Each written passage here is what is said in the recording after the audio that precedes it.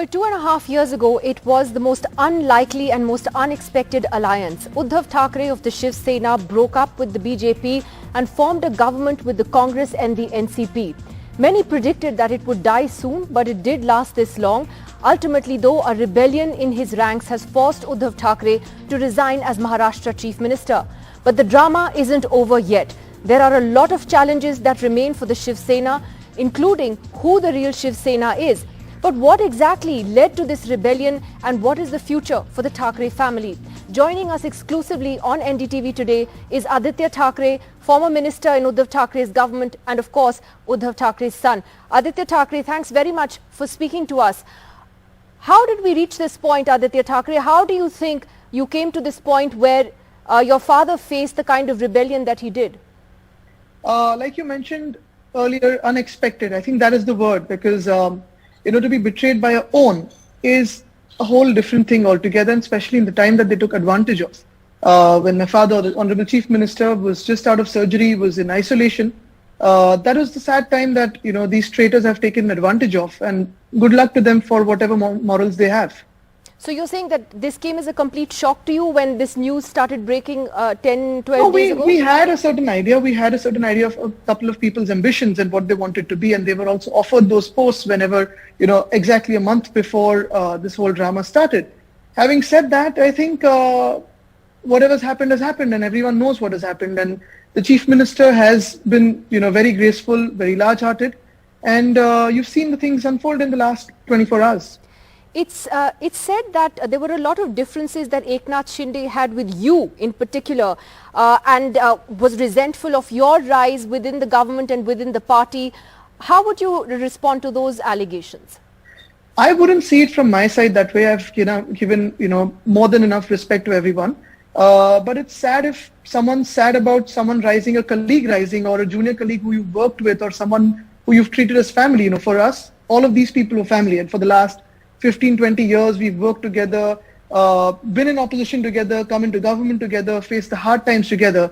And if someone who you've seen from the age of 10, 12 is, doing good work, being appreciated by people, if you start getting jealous of that instead of being happy and proud and blessing the person, I mean, that speaks a lot about moral values and humanity out there. So, I wouldn't have anything to comment on that. But would you say that there was an ideological churn within your party with the Eknath Shinde faction saying that you had given up on Hindutva and core Hindutva? In fact, again, coming back to you, they seem to resent your sort of more progressive approach to politics and, felt that you had deviated from the core agenda of the party. If you see, to be honest, in the last 2.5 years of work, never have I ever spoken or criticized, anyone. In the last 2.5 years, there's not an iota of politics that we've actually played. I think the real disadvantage we had is we may not be seen as the hardcore politicians, and probably good people do not have a place in politics in our country today. But having said that, if, going to Davos and getting about 50,000 crores for the state is wrong, maybe we were wrong. If going to COP26 and speaking about the climate agenda and trying to push the climate agenda, sustainable development, trying to bring younger people, women, people who have more perspectives than just one into the mainstream. If that is a problem, maybe that is a bigger problem. But I guess that's not something we're, here to accept. We're here to listen to more perspectives, have a Maharashtra that was peaceful in the last 2.5 years, not have communal tensions flare up. And yet we were the party that went to Ayodhya after the swearing in was done. The Chief Minister has been there twice after being sworn in. I've gone there. I think the perspective of what they perceive Hindutva to be is way different from what, Hinduism or Uddhav Thackeray thought it to be, or the party president thinks it to be, or the larger people in Maharashtra. Can you tell me what that difference is? It's interesting that you say that. You're saying you're not giving up on Hindutva, but at the same time, all these other issues, whether it's about the environment, investment, that's not a contradiction to Hindutva, or even aligning with the Congress or the NCP. Exactly. So, I mean, I do not think it's even imperative right now to, answer whatever allegations they're making, because people know it is a joke. People know they have no other reason than to just have their own higher ambitions and monstrous ambitions. So, I think even responding to the allegations or such, things that they're saying would be a joke for us. But, they claim that they were very uncomfortable with this whole alliance from the beginning with the Congress and the NCP. Did they say anything to you, any of these guys today who have now rebelled against the Chief Minister? Did they ever make their displeasure publicly known to you and your father? To be very honest, in the past 2.5 years, if you see, whenever the Chief Minister has been praised, he has said that be it the COVID work, be it the infrastructure work, be it the importance Mumbai got for the first time in the history of, whatever years that we've had, the credit was always shared by the Chief Minister with every colleague of his. The person who has these ambitions and called off the started with the rebellion, he was given a department which no Chief Minister has parted with in the last 33 years. More importantly, if at all there were differences, you could have just come home and spoken. Most importantly in this is differences will always be there in any political alliance. You have seen enough differences in the alliance in the past 5 years when we had an NDA government here. You have differences at every level, horizontally and vertically in politics. It is always about competition. And if at all there are differences, what mature people do, what individuals do, is sit down and sort it out. But in terms of the funds that were given to all the MLAs for the constituency works or department-wise, I think all of us as ministers and as three parties, we've released a paper on how much everyone is given. And especially for the 2-term, 3-term MLAs, I think they've got a historic number of funds in all the constituencies, in all ministries. But there are also allegations that are being made that your father was not accessible as Chief Minister to party leaders, to party MLAs, to allies, that he was very aloof. He surrounded himself with a small bunch of loyalists and was essentially incommunicado. How would you respond to that? So one part is true that, and it is unfortunate, but he underwent 2 surgeries in the month of November, and for that he had to be isolated for a month and a half, and which is a sad thing because it is this time exactly and this reason exactly that these, little rebellion leaders have taken and brainwashed some of our MLAs who've, been taken away with them. The other side, of course, the letters that, sort of came across that there's coterie politics and this and that. I think that is a typical run-off script for every rebellion that happens, that the leader doesn't meet us, there's a coterie, there's loyalists. I mean, this has happened with the Sena 10 years ago when, or rather more than that, when there was an earlier rebellion. And that is, the names have changed. They've interchanged the names with Aaditya Thackeray's names with Mr. Uddhav Thackeray, that he is good, but Aaditya is bad. I think this goes on. This is a run-off written old boring script. What is important is, and what is also sad is, yes, that is partially true. From the month of November that he underwent 2 surgeries and he had to be bubbled out. He couldn't physically meet people for the next month and a half. But not a single cabinet meeting was skipped by him. Not a single meeting was skipped by him. His work was going on WhatsApp and all the other technology that is in place. There were also reports that Sharad Pawar had warned him 3 or 4 months ago, or actually 5 months ago to be precise, that there was a rebellion brewing within the party and a serious rebellion, and that he didn't take it seriously. I think what is very important is Mr. Pawar or Mrs. Gandhi, Congress, the NCP, all the leaders stuck with us in these tough times. We all knew that there were certain rising ambitions and we had also spoken it out. On 20th May, Mr. Uddhav Thackeray had invited one of these leaders and had asked him if he wants to be Chief Minister. And obviously there was a lot of drama after that, and then 1 month later they had to break away. But I think what is important is what has happened, and I think it's up to the morals of the people who've broken away from a man who stood out as a statesman. It's interesting that you repeated that Sharad Pawar and Sonia Gandhi have stood by you and your father in these times. Are you saying that you will continue, at least your faction of the Shiv Sena will continue to be in alliance with the Congress and the NCP? No, there's nothing about factions. It's about what the Shiv Sena is. Shiv Sena holds together with a strong bond of family and trust. Today also we had the Congress leaders calling on us and committing fully that in these tough times where we've been betrayed by our own, they will stand with us. And you will stand with them? We are standing for a country that is facing a danger to democracy and a danger to the Constitution of India. Are you saying therefore that for you and your father to ever ally with the BJP, that's ruled out, or never say never in politics? The point is right now they are having an alliance, an unholy alliance with some people who've betrayed us. And, they're probably on the way to, form a government. Good luck to them. Aaditya Thackeray, though, what about the colleagues who have left you? As you say, you see it clearly as a very sort of, as a betrayal, as you put it. But is there a door open with them to talk to them, to find a way to repair that relationship? And I'm asking because otherwise you're facing a tough political battle on your hands as to who really is the Shiv Sena now. Tough political battle, or more so for me, I think, like I said the other day, more than the floor test, it is the morality test that these people have to undergo. Look into our eyes, or look into the mirror, into your own eyes, and say, what less did we give you? But more than that, I think going ahead, we've always said this, that there has been a smaller group who have rebelled for their monstrous ambitions, and there's another group who have been taken away and brainwashed in multiple ways, and some of them have literally been forced away. Now, this is what we hear, some of them, whatever, in terms of every possible allegation that we've heard, and we've seen on NDTV itself of how they were whisked away from Surat to Guwahati with 2 or 3 policemen catching them by their arms and necks and, taking them away. Now, having said that, we've always said that this has always been a family. This has always been a family. A, if there are any problems, come and speak. 2, if at all you want to come back, the door's always open for those who have been, brainwashed and taken away. A couple of questions that follow on from that. One is that, today we saw Eknath Shinde's faction, issue a whip to the party MLAs to be present for a meeting in Goa. So they are claiming that they are the real Shiv Sena, and I think that they're going to claim that in front of the Election Commission also. Are you going to challenge that legally?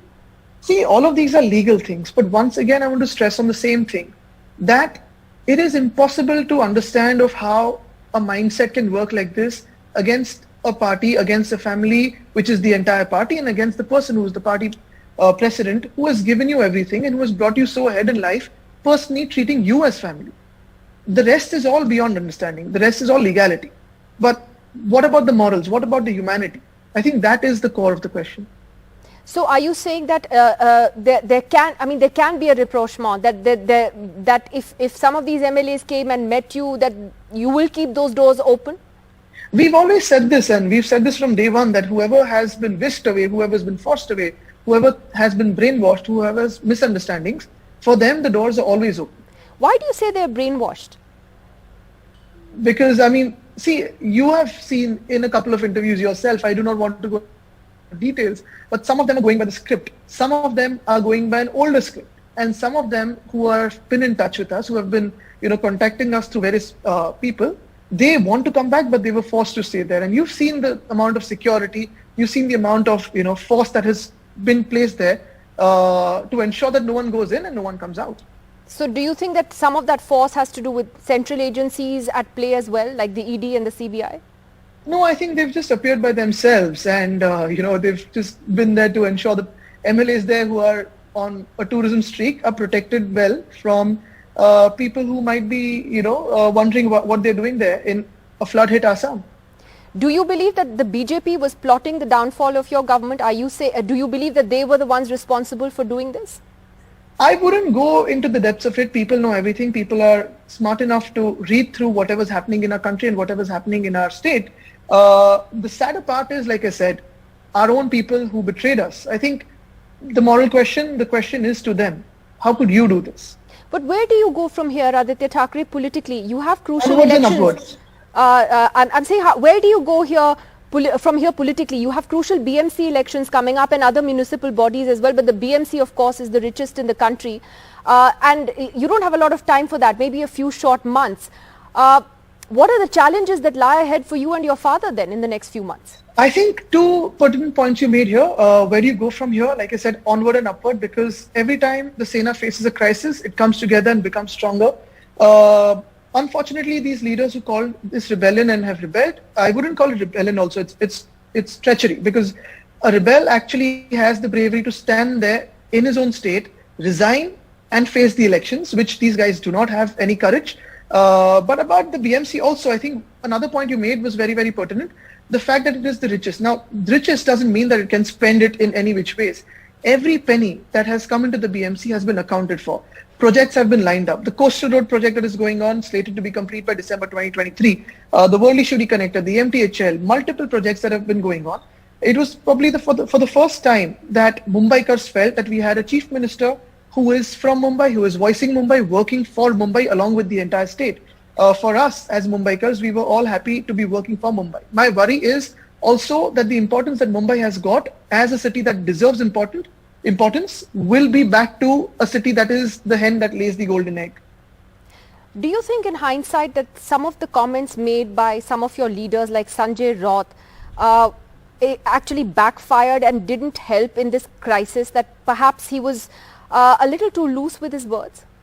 Look, for someone who's actually gone off to Surat and then off to Guwahati by betraying your own party, there are raw emotions. I'm not defending any statement. I'm not saying what is right, what is wrong.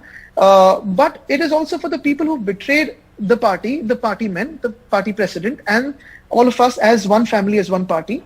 It is for them to think that, what have you achieved from going there? And what will you achieve in the long run? How will you face your own mirror? Aaditya Thackeray, so does the MVA alliance in Maharashtra still stand as of today? Does it still stand? The MVA is an alliance that came together for the betterment of Maharashtra. The MVA is, an arrangement that came together, three parties from different perspectives coming together, showing that this is how democracy can really work. You can have different perspectives in one room and ensure that the state does good work in times of pandemic or in terms of everything else, social, political, economic or religious, and to have harmony and stability in a state. But While going ahead, yeah, we are proud of the work that we have done. We are proud of what the Chief Minister, the Deputy Chief Minister, all the colleagues have done. We're seeing the raw emotions of people on social media or whenever we meet them. We're also worried as the three parties for, what is going on in the country and how democracy was actually played around with in our state. What exactly is worrying you? And it's interesting that you see the positive side of this alliance, because your colleagues who've rebelled are saying that, well, this was a contradiction, and it wasn't it? Was it an adjustment to work with the Congress and the NCP? You're ideologically so different, or you were. Absolutely, but isn't that what's supposed to happen in a democracy as well? You can be ideologically different, but if you have the same intent of working well for the people, the praise that Maharashtra has got in terms of COVID management, that wouldn't have come Maharashtra's way. The praise that we've got for our infrastructure, our focus on cities, sustainable development, climate agenda, tourism, multiple facets, be it energy, all of it. If we were multiple heads working in multiple directions, that wouldn't have happened. But what would you say to those in the BJP who turn around and say that it was the Shiv Sena and your father that betrayed them by breaking a pre-poll alliance in 2019 and going with the opposition? I wouldn't say anything to them because everyone knows what the understanding and the arrangement of that pre-poll alliance was. And like I said, good luck to everyone who's betraying morals and moving ahead. How's your dad doing, Aaditya, since the resignation? What's he been saying? I think he is extremely proud of the work that we have managed to achieve. He is, of course, touched by the love of the people, and even driving to Raj Bhavan yesterday, we had to stop at a couple of places because people on the streets actually stopped us. You had Shiv Senics and you also had a larger number of non-political people, citizens actually stopping us to just wave at us, to thank him, show him thumbs up. I think that is the emotion we've really been touched by. He's seen betrayals earlier and, he's not moved by it because he doesn't have any real material attachment to the seat he was holding. He, came off Varsha the moment he said so. He's given his resignation. I think that's very unlikely of any politician who loves saying, I'll come back. That's not his style. He's very graceful. He's very dignified. He said, Aditya, what doesn't belong to us, never will it. We were doing for the people. But he's also left the assembly. Why did he leave the assembly? I think for him, he said this very openly that day, that it's not about the numbers. Even if one person from the MLAs who have betrayed him would stand against him, he would move out from there, and he's done that. But he's one politician who sticks to his word and maintains relationships. One had a sense earlier, definitely, that he was a reluctant politician. What do you think this entire experience has taught him and taught you? I think more than me or him, I think the people have realized what an administrator he has been. For the last 25 years, the people of Mumbai have trusted us with Mumbai, with the BMC elections, knowing that this man is clean, graceful, doesn't get into the, real politic. He is someone who goes beyond it and wants to help the people genuinely. The response we've seen even from the IS and IPS officers, I think whatever said and done, this man has come out as a person who did not wear any false masks of his own, of pride or ego as a chief minister. He was a chief minister as a human who was before the chief minister or after the chief minister, as he was always and will always be. And what do you say to those who say that this is actually a commentary on dynasty politics, that this is a backlash against the Thackray family, and that family-run parties are increasingly seeing their space shrink in this country? What can I say to them? Good luck with the political analysis. What is your analysis of it? I think we're here to serve. This is my 6th generation in social work. We're here to serve, and there's a lot of people who love us, who trust us. For us, it is about who wants to be in this. I wasn't forced into the party by my father or my grandfather. I came by myself. I love doing the work that we've done, and we'll keep on doing. Just that, what my grandfather and his father always, we've always said this in our family, that power and money keep coming, keep going, and keep coming again. It can always come back, go and, come back again. You've got to keep your reputation and name. You've got to be careful with that. Don't let that go down the drain. And that's what we're here to do. Well, finally, Aaditya Thackeray, is a Shiv Sena without the Thackerays possible? I think that's for the people who've tried to do this and who are trying to engineer this to answer. Well, they've been careful not to attack you or your father personally. At least your father is not being personally attacked. It's not yet in the script. It's not yet in the script. So it's, but nothing's expected or unexpected anymore. All right, Aaditya Thackeray, thank you very much for joining us, breaking your silence on NDTV on that political crisis that has hit Maharashtra. Let's see what the future holds for you and your party. Thanks. Thank you.